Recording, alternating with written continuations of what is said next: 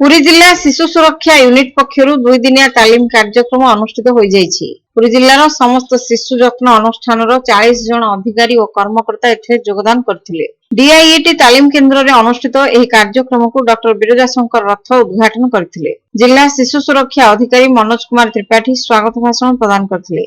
संतोष कुमार साहू शिशु सुरक्षा संबंधित विभिन्न आईन उपरे आलोचना करथिले। पूर्वतन शिशु मंगल कमिटी सदस्य रमाशंकर पात्र, एनएचएम रो जिला प्रकल्प परिचालक टी नारायण राव, पुरी तहसीलदार अभिषेक दास, शिशु जत्न अनुष्ठान रे रहुथिबा शिशु और सेमानक परिवार संपर्कित स्वास्थ्य और राजस्व अधिकार विषय रे थिबा समस्या संपर्क रे आलोचना करथिले।